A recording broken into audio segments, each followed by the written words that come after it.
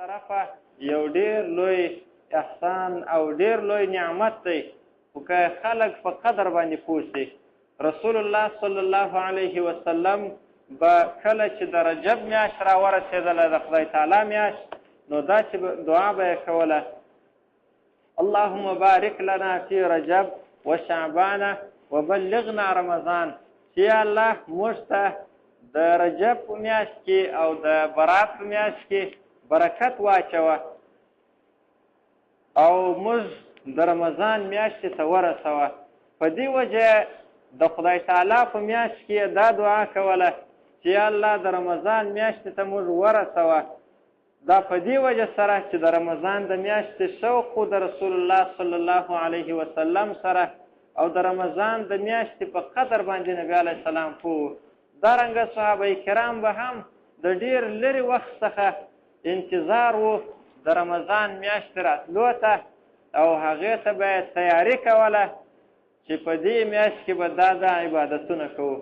دارنګه تابعین، تبع تابعین او زموږ د دین مشران علماء کرام او اولیاء دا ټولو د رمضان د میاشتې ډیر شوق لرئ او د ډیره وخته به انتظار کوئ.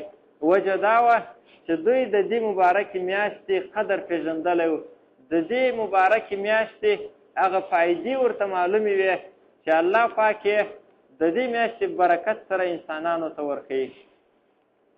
په دې میاشت کې به سړی خصوصا یو څو کارونه کوي. زه غواړم چې هغه کارونه بیان کړم. په هغو کې اول کار چې سړی په دې میاشت کې کوي هغه د دې میاشتې روژه ده. د دې میاشتې روژه دا فرض ده. الله رب العالمین قرآن کریم کې فرمایلی دی: یا ایها الذین آمنوا کتب علیکم الصیام، ای ایمان والاو پر تاسې باندې دا روژه فرض شوې ده.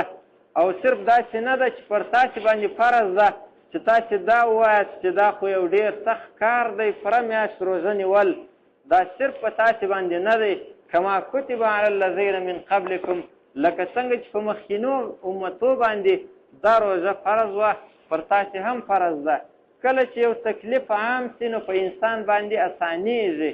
نو الله فرمایي چې دا تکلیف صرف پر تاسې نه دی، په نورو امتو هم دغه حکم و چې د دې میاشتې روژه به یې نیوله.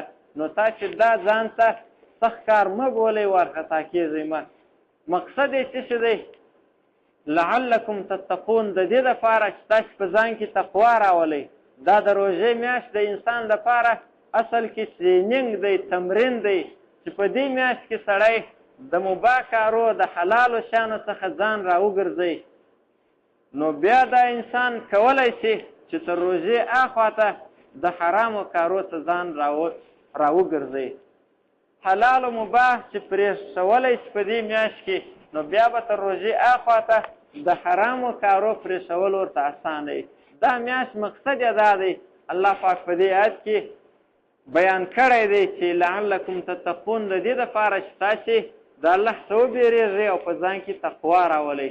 په دې وجه علماء کرامو لیکلي دي چې چا د دې میاشتې روژه ونیوله نو وروسته یې حالت ته کتل کېږي. که چیرې حالات سم سوی و، د الله طرف ته یې توجه زیاته سوی وه او د ګناهو سره ګرځېدلی و، نو دا د دې خبرې علامه ده چې د ده روژه او د روژې په میاشت کې د ده عبادتونه د الله په نیز قبول شوي دي. او که داسې و چې تر روژې وروسته هېڅ فرق نه و کړی، د پخوا پوره کمې ګناوې کولې، نو دا د دې خبرې علامه ده چې د ده دا عبادتونه نه دي قبول شوي. صرف د فرض غاړې به یې خلاص شوي، ګناه څه به خلاص شوی، خو لیکن ثوابونه نه دي ترلاسه کړي. نو د دې میاشتې مقصد هم دا دی چې سړی په ځان کې تقوا راولي. او دا روژه فرض ده. دا روژه به سړی د خپلو آدابو سره نیسي.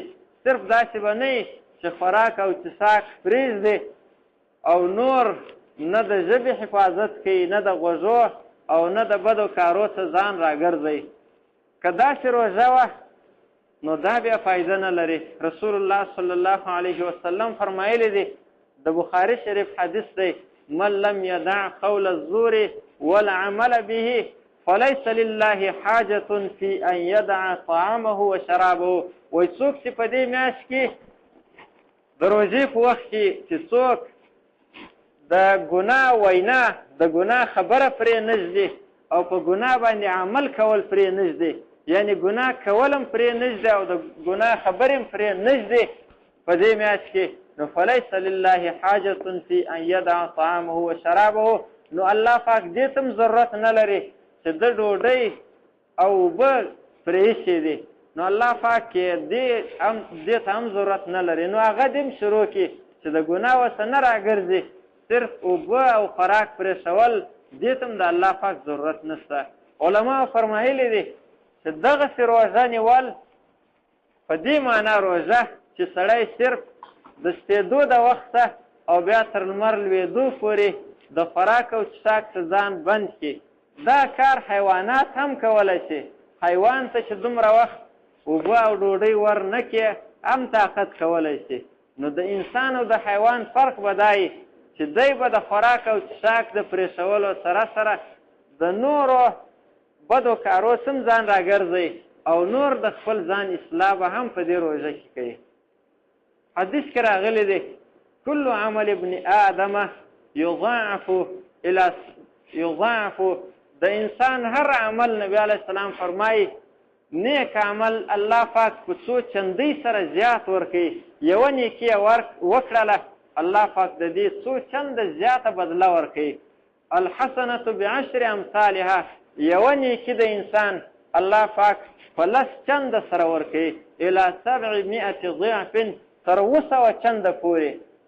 یو څوک داسې وي چې یوه نیکي وکړي الله پاک 200 نیکي ورکوي، په دې وجه چې هغه نیکي یې په ښه طریقه او په اخلاص سره کړي، نو الله فرمایي یقول الله عز وجل الا الصوم، الله فرمایي چې صرف روژه داسې نه ده، د روژې ثواب تر نورو عبادتو پورته دی، الا الصوم فانه لی وانا اجزي به، دا روژه چې د الله فرمایي چې دا خاص ما دپاره ده او زه د دې روژې بدله ورکوم.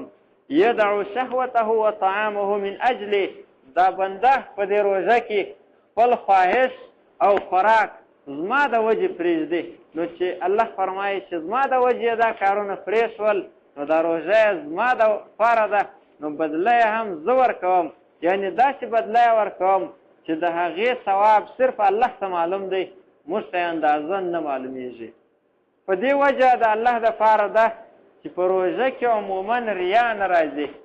که یو څوک روژه نیسي داسې موقع په لاس ورځي چې پټه یې وخوري، د خلکو به ګمان دا وي چې د دې سړي روژه ده خو ده به خوړلې، خو لیکن چې څوک یې په پټه هم نه خوري نو دا صرف د الله د وجې نه خوري، نو ځکه یې دا عمل د الله دپاره دی او دا د ریا څخه تقریبا لرې عمل دی.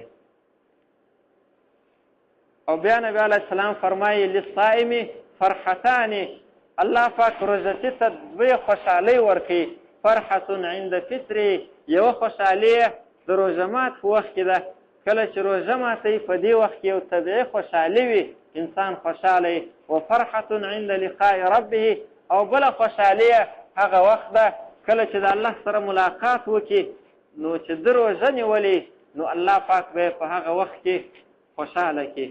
نو موږ تاسو ته دا یوه خوشحالي خو په دنیا کې موږ تاسې وینو چې د روژه مات په وخت کې خوشحاله یې، نو د الله څخه به دا سوال کوو چې الله پاک هغه خوشحالي هم راکړي چې د الله سره د ملاقات په وخت کې الله پاک بندګانو ته ورکوي.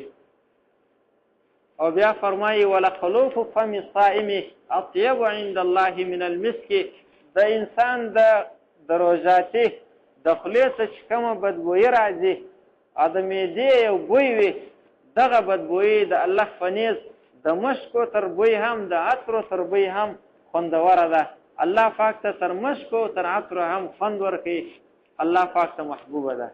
نو دا روژه نیول په دې میاشت کې یو عبادت دی چې دا یو ډېر بهترین عبادت دی، خو شرط دا دی چې سړی د خپلو آدابو او شرایطو سره ونیسي.